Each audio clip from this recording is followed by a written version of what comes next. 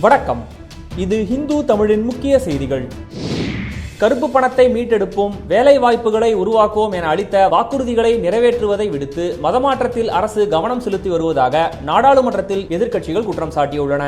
இந்நிலையில் மதமாற்ற பிரச்சினைக்கும் பாஜக அரசுக்கும் எந்த சம்பந்தமும் இல்லை என்று நாடாளுமன்ற விவகாரத்துறை அமைச்சர் வெங்கையா நாயுடு தெரிவித்துள்ளார்.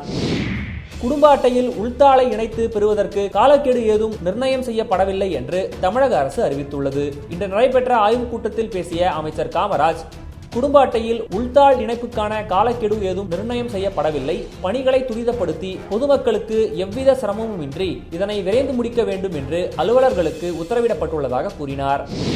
மதமாற்றம் குறித்து RSS, பாரதிய ஜனதா உள்ளிட்ட அமைப்புகளின் பேச்சும் செயல்களும் சகோதர உணர்வுடன் வாழும் மக்களிடையே சண்டை உணர்வை ஏற்படுத்தி விடுமோ என்ற அச்சத்தை ஏற்படுத்துகின்றன என்று பாமக நிறுவனர் ராமதாஸ் தெரிவித்துள்ளார். கட்டாய மதமாற்ற தடை சட்டம் கொண்டு வரப்பட்டால் அது சிறுபான்மையினருக்கு எதிராக தவறாக பயன்படுத்தப்படும் ஆபத்து இருப்பதால் இந்திய தண்டனை சட்டத்தின் பிரிவை பயன்படுத்தி மதமாற்றங்களை தடுக்க வேண்டும் என்று ராமதாஸ் கோரியுள்ளார். பாலஸ்தீனத்திற்கு இந்தியா அளித்து வந்த ஆதரவை நிரந்தரமாக திரும்ப பெற மத்திய வெளியுறவுத்துறை அமைச்சகம் தீர்மானித்துள்ளதாக தகவல்கள் வெளியாகியுள்ளன. மோடி அரசின் இந்த முடிவு இந்திய வெளியுறவு கொள்கையின் அடித்தளத்தை அசைத்து பார்க்கும் முயற்சி என்று விமர்சிக்கப்படுகிறது. தோள்பட்டை காயம் காரணமாக இந்தியா திரும்பும் ஆல்ரவுண்டர் ரவீந்திர ஜடேஜாவுக்கு பதிலாக குஜராத்தை சேர்ந்த இடதுகை பந்துவீச்சு ஆல்ரவுண்டரான அக்ஷர் பட்டேல் இந்திய டெஸ்ட் அணியில் சேர்க்கப்பட்டுள்ளார்.